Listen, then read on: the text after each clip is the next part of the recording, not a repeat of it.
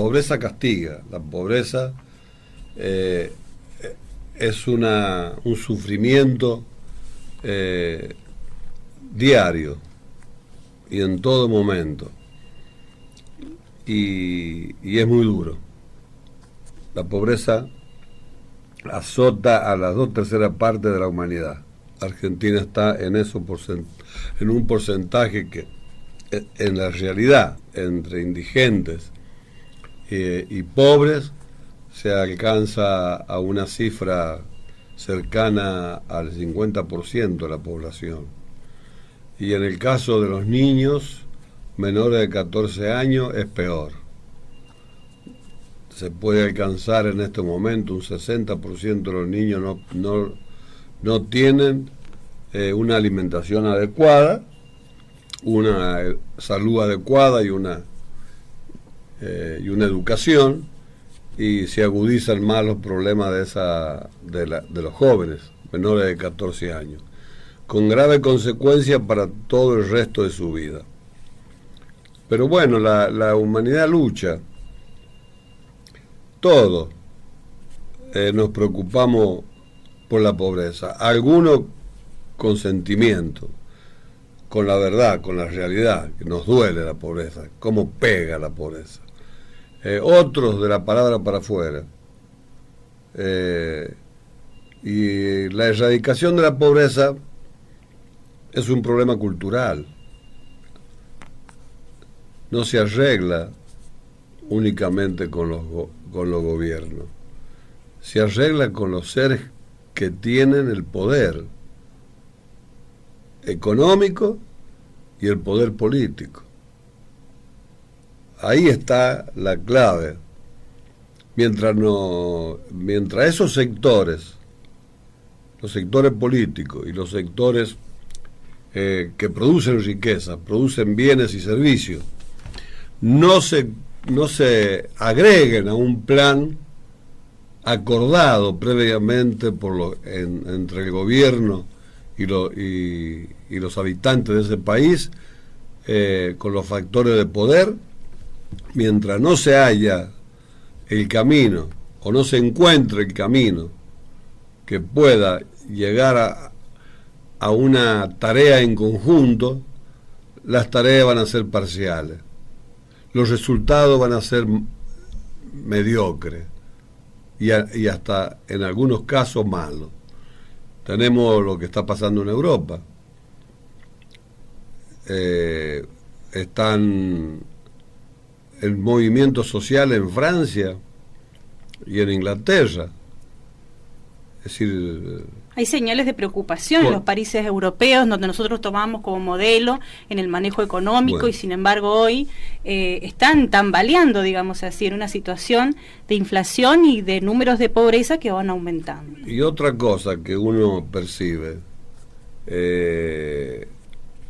los gobiernos y los poderosos no se preocupan por estos problemas. No se preocupan. Fíjese usted, tenemos hoy el ejemplo que estamos viviendo, porque no solo hay guerra en Irán y Rusia, sino en Yemen, en varios países de Asia y de África están en conflicto permanente. Ahora uno se da cuenta que por las informaciones de los medios de comunicación, si tomamos los medios de comunicación, vemos que Rusia y Ucrania en guerra. Una guerra que se desató en febrero del año pasado, pero una guerra que venía del año 14, incluso antes del 14, cuando hubo un golpe de Estado en Ucrania, que cambió las relaciones internacionales con varios países y en especial con Rusia. Así que esa guerra, uno observa cómo se explica que Francia ajusta con un sistema previsional a los franceses y es mucho menor el ajuste que quiere hacer, lo que pueden ahorrarse, y el daño que le hacen a los trabajadores franceses, frente a las informaciones que ven los franceses de ayuda económica para Ucrania, con armas, con apoyo de remesa que se emiten, pero sobre todo las armas, millones y millones de armas, en armamento, que se dirigen. Lo mismo Inglaterra, lo mismo Alemania. Y esos pueblos ya están con parte de los trabajadores rebeldes, en protesta, en reclamo. Además, la amenaza del medio ambiente, porque a diario también vemos por los medios de información, sobre todo los televisivos, que son los que más impactan con el calentamiento global y los desastres ecológicos y los desastres materiales que hay en varios países del mundo. Inundaciones, lluvia, incendios, y eso no cubre la curiosidad de la mayoría de los periodistas y de los medios de comunicación. Dan la información, pero no el origen, porque el origen es el calentamiento global.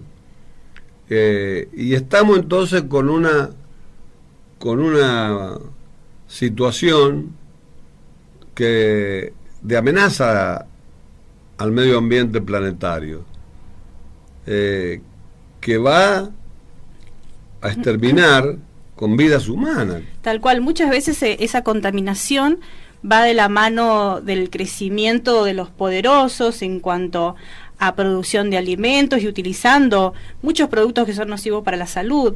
Y de ahí, obviamente, en conjunto se enriquecen unos pocos y se empobrece el resto, y además también se atenta contra la salud y contra el medio ambiente. Pero nosotros vemos el desastre del cambio climático, pero no están en la agenda de las grandes potencias. De la discusión de las grandes potencias, sí. Que son poderosas económicamente, pero que no soslayan el problema de la contaminación que se produce. Por ejemplo, los mares, ríos contaminados con los plásticos. Derrame de petróleo. Que cambia la vida ecológica de las especies, sí, que están en el mar. Y la humanidad no puede terminar con eso.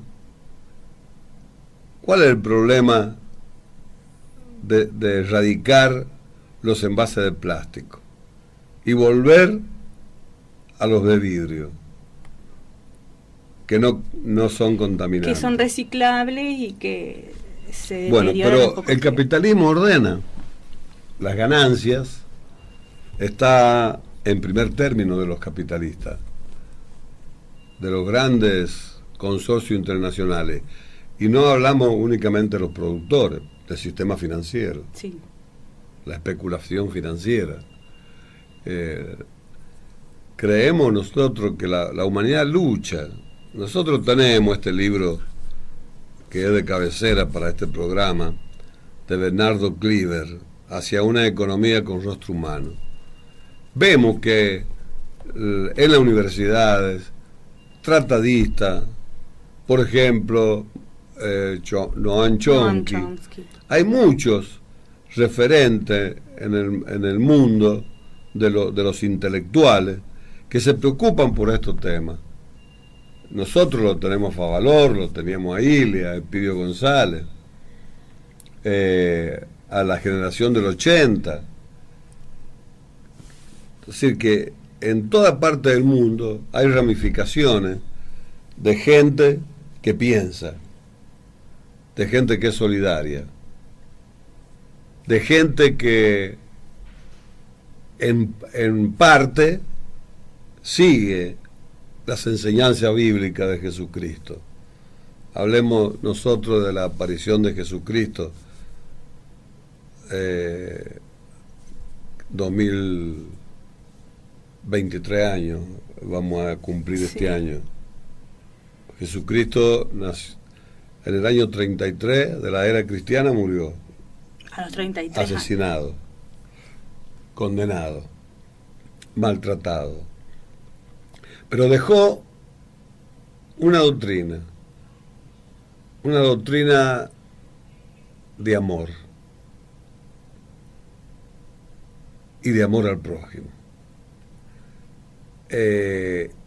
O sea que han habido mártires que luchan por el amor al prójimo, pero desgraciadamente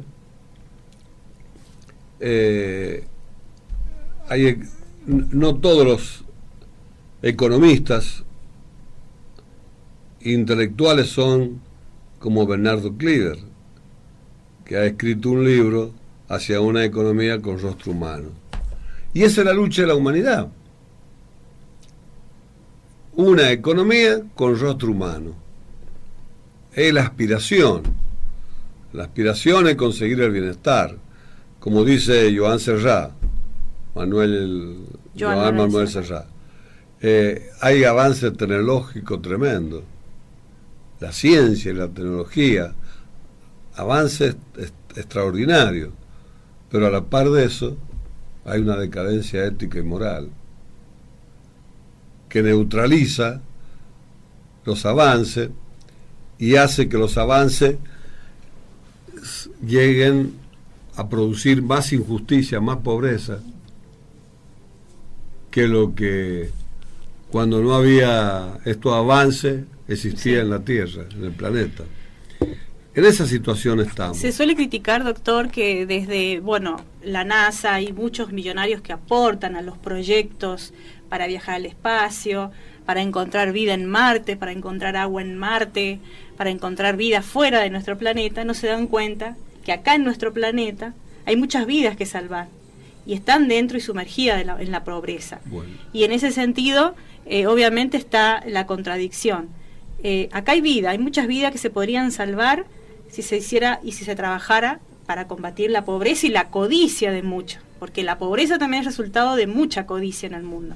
Entonces, ¿qué queremos buscar vida afuera si aún no resolvemos los problemas en nuestro planeta? Mire, vivimos en este siglo XXI con un problema que es increíble. Se ha avanzado mucho en la democracia de los países, pero la democracia no ha servido en la mayoría de los países para solucionar el problema de los humanos que habitan en ese país. Un fracaso tremendo de la democracia. No en todos los países, pero en la mayoría de los países hay un fracaso, porque si nosotros tomamos los países de acá de América del Sur, hay países que sí, no tienen inflación como la tenemos nosotros, pero no significa que la gente vive bien. O la que pobreza es tremenda. Derechos, claro. Al contrario, se han producido en esos países grietas sociales, donde han aumentado los pobres y han aumentado los ricos. Si disminuyen los ricos, pero concentran más riqueza. Y se amplía la brecha de pobreza. Sí. ¿Cómo podemos justificar nosotros en esta Argentina, un país que naturalmente, que los recursos naturales son inmensurables, muchísimos recursos naturales, tanto de los minerales como de lo agropecuario, y tengamos una pobreza que entre pobre e indigente estamos entre 45 y 50% de la población. Eso es lo que no se explica en este país. Por eso no encontramos orden ni disciplina. Por eso vemos los escándalos el escándalo ya de los tres poderes del Estado, de lo que pasa en el Congreso, en el Poder Legislativo, en el Poder Ejecutivo y en el Judicial, los escándalos diarios que se producen en este país son de una magnitud bochornosa. Escándalo. Tenemos el ejemplo de los CHAP. O sea que usted puede armar vía de grupos telefónicos, puede armar asociaciones ilícitas, puede prostituir los poderes del Estado, y si lo hace por chat y se filtran los chats, no tienen valor jurídico. ¿Y cómo los vamos a conocer si no se filtran? Está bien, puede haber métodos legales y también métodos ¿Cuáles no métodos legales? Pero hay muchos que lo han filtrado no legales. Si y en usted no sentido puede acceder a los teléfonos, a las conversaciones, ¿cómo va a descubrir? Claro, por un lado está la parte ilegal, que se filtra, se hackea, se roba. Y por otro lado están las órdenes judiciales, se capturan los celulares y se pide información a las telefónicas. El escándalo del lago escondido. Sí.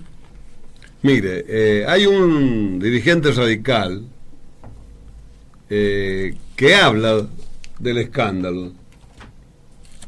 Es tremendo el escándalo. Y hay que tener en cuenta, doctor, que ahora, por ejemplo, un WhatsApp, una cuenta de redes sociales, se hace también el reconocimiento, de alguna manera se tiene que registrar el rostro, las huellas digitales, entonces es muy difícil no corresponder también un WhatsApp a determinada persona, con determinado número.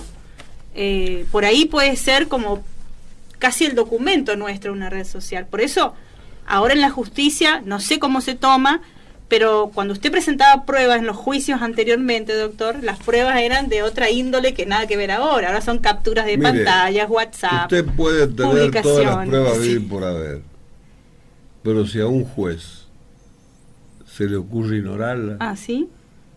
Se acabó. Se acabó. ¿Qué más prueba tiene del atentado a la Cristina? La hemos visto en el momento del atentado, cuando le pone... Y el proceso está trabado. ¿Por qué está trabado? Por los intereses económicos, claro, políticos y empresariales. Entonces, usted puede ser inocente, pero si usted tiene la prueba para demostrarlo y no se la admiten, no la ignoran, usted termina siendo culpable. Es decir, que hay una sociedad en Argentina donde los tres poderes del Estado sufren en su integración, en lo que lo componen. Hay una descomposición moral, ética y una descomposición legal. Es decir, están no cumpliendo el rol para lo cual el Estado existe, para lo cual el Poder Judicial existe, para lo cual el Congreso existe, el Parlamento y el Ejecutivo existe. Usted denota el estado de descomposición que estamos viviendo en Argentina. Oficialismo y oposición. Sí, por igual. Por igual, ¿por qué? Porque se están atacando permanentemente a través de los medios de comunicación. Esto es como una novela en vivo. Es un festival los medios de comunicación. Una novela en vivo se ha convertido. Periodista de un lado y periodista de otro. Por supuesto que los medios hegemónicos, los que más poderosos son, se imponen sobre el resto, sí. los escasos medios que están denunciando todas estas cosas. Y así vivimos. Por ejemplo, en el frente de todo están divididos. Este año es electoral. Usted tiene un Schiaretti, un Urtubey, un Pichetto, que va para el otro lado. O sea que tienen problemas hasta el presidente con la vice. Y este año es electoral. Este año electoral.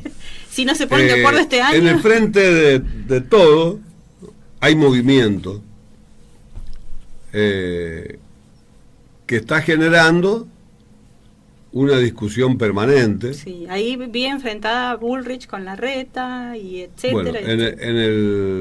Bueno, Juntos por el Cambio, que lo integran el PRO, el radicalismo, sí, son las dos columnas, y la coalición cívica, son los tres partidos que conforman la columna vertebral del PRO. De ese movimiento. Y sale el dirigente radical. Un dirigente radical sale opinando, pero hace una radiografía de la realidad, de lo que está pasando en Argentina. Y los políticos no se dan por aludidos. Ignoran, no quieren tratar esos temas, lo eluden, lo hacen desaparecer de la escena de las comunicaciones, sí, y de la agenda, y de la actividad, de la agenda de los temas nacionales y provinciales, de los referentes que manejan la economía, manejan el Parlamento, manejan el Poder Judicial.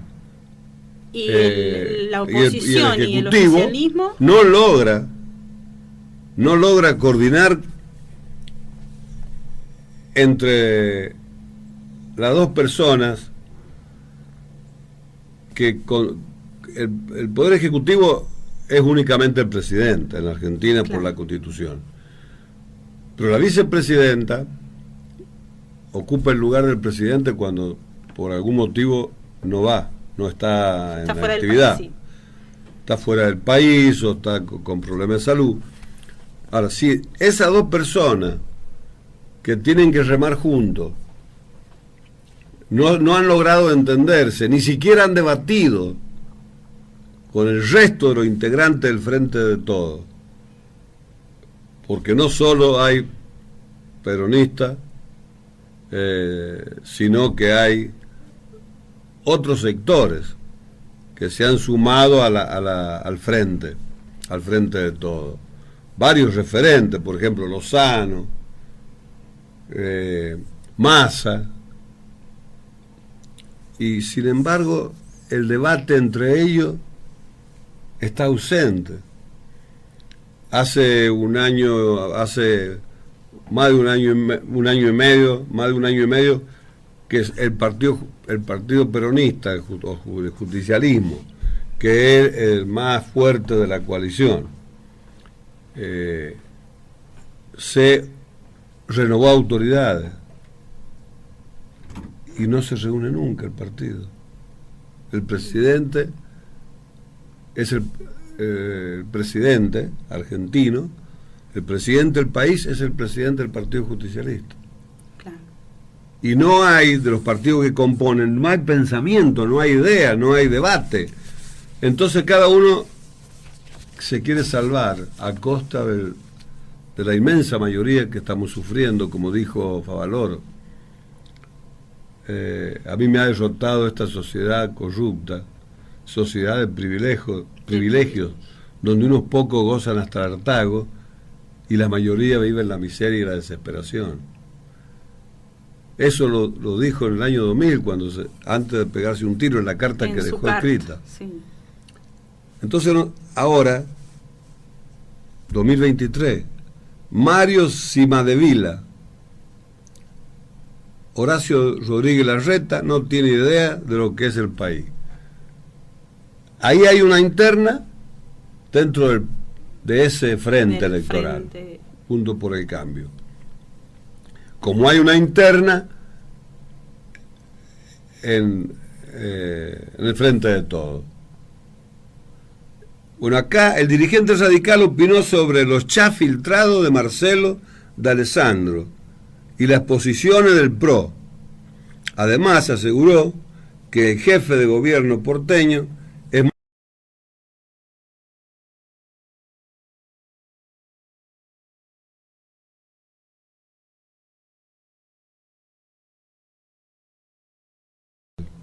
así es. Especie de editorial. Porque es un dirigente de un partido, del segundo partido político en importancia, primero el justicialismo y después el radicalismo. Y este dirigente radical, Mario Cimadevilla, es el que ha pedido que este tema no se sepulte porque es gravísimo. Significa que no hay justicia en la República Argentina. Hay una justicia formal, pero que administre justicia imparcial y constitucional no existe. Mario Cimadevilla es ex consejero de la magistratura. Resaltó que la Unión Cívica Radical debería pronunciarse sobre el escándalo producido por los chats del ministro de Seguridad de la ciudad.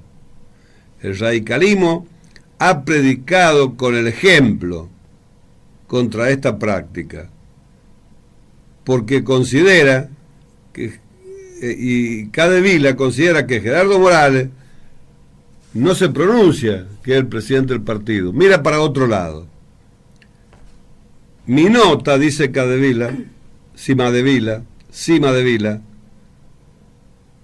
dice: mi nota le pide al Comité Nacional de la Unión Cívica Radical, que se va a realizar en Mar del Plata la semana que viene, que aborde esta cuestión. Han tomado estado público hechos muy graves, dice el dirigente radical.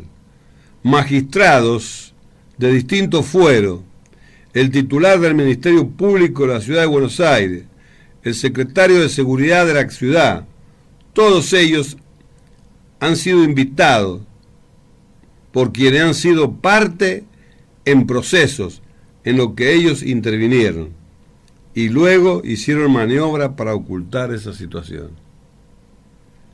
Un hecho gravísimo institucionalmente.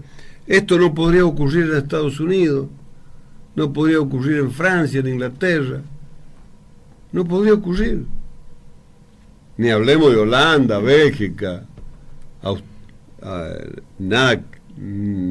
ni hablar de Finlandia, de esos países. Entonces, cuando usted ve que hay hechos gravísimos que no se tratan, porque precisamente son protagonizadas por los tres poderes del Estado, y dice el radical, ¿cómo? Horacio Rodríguez Larreta recorre la costa en medio del escándalo con D'Alessandro. Después, los chats de D'Alessandro son un acto con un alto funcionario de la Corte, indicando la estrategia a seguir en la Cámara de Senadores en el tema de la designación de los miembros del Consejo de Magistratura, hablando de entrega de sobres, de dólares, de dinero, de licitaciones, inmiscuye a Horacio Rodríguez Larreta, y no se trata. Creo que la Unión Cívica Radical no puede soslayar todo esto. Tiene que hacer conocer su opinión frente a estos acontecimientos. Si bien no son del radicalismo los funcionarios implicados en todo esto, el radicalismo integra Juntos por el Cambio, que son los protagonistas de estos acontecimientos. Dice Cimadevilla, esto tiene que analizarse primero por la gravedad institucional que tiene, y segundo, la Unión Cívica Radical debe reflexionar acerca de con quién se asocia. Si estos van a seguir siendo nuestros socios, hay que debatirlo. Dice. ¿Cómo? Luego sale Carolina Gailar. La Corte Suprema está sospechada de corrupción, es parcial y tiene jueces que no son idóneos. A su vez, estas declaraciones del dirigente radical es aprovechada por el gobernador de La Rioja. Hizo fuertes declaraciones al decir que la Unión Cívica Radical no puede seguir siendo una prostituta barata del PRO. Bueno, por supuesto. Acá en este programa desde hace años se venía diciendo que el PRO usaba la estructura del radicalismo, claro, un poco más elegante que lo que ha dicho el gobernador. Entonces le preguntan a Cimadevila qué opina de lo que ha dicho el gobernador de La Rioja, que el radicalismo no puede seguir siendo una prostituta barata del PRO. Creo que están fuera del lugar, dijo el dirigente radical. Es lo mismo que si yo generalizara la mala actuación de algunos en el peronismo. No lo puedo generalizar. El Partido Radical tiene más de 100 años y ha tenido aportes importantes a la vida institucional del país. Hoy, las cosas que a la gente les repugnan, como que los jueces hayan pasado a ser jueces del poder o jueces de la corrupción, de cómo se enriquecen los funcionarios. El radicalismo ha predicado con el ejemplo contra estas cuestiones. Ningún presidente radical desde Irigoyen tuvo que dar explicaciones por causa de corrupción. Por eso dice que predica con el ejemplo. Le diría a ese gobernador que se haga cargo de la corte de mayoría automática de Menem, de los jueces de la servilleta y de la corrupción que ha caracterizado a muchos de sus gobiernos. Puede hacer la crítica que quiera, pero no hay ningún derecho a generalizar. El radicalismo, aún con esta discusión que estamos atravesando, está tratando de mantener sus principios. Bueno, y sigue el escándalo. Podemos decir que Larreta es el favorito del radicalismo dentro de los representantes de Juntos por el Cambio, le pregunta el periodista. Puede que algunos radicales lo vean con más simpatía que a otros dirigentes. Lo que digo es que la discusión es más profunda. Las alianzas electorales son instrumentos que utilizan los partidos para enfrentar los comicios. Se supone que esas alianzas están montadas sobre coincidencia, sobre un programa. Lo que me preguntó es si Larreta está dispuesto a tener una conducta anticorrupción, honesta y austera, como tuvimos los radicales siempre. Es decir, si va a tener una postura firme o va a ser encubridor de la corrupción. Bueno, esto pasa en todos los partidos políticos. Se encubren la corrupción. Le preguntan al radical, ¿le parece que Larreta está encubriendo la corrupción? Larreta tendría que ser el principal interesado en que esto se investigue. Esto se aclara de una manera muy simple.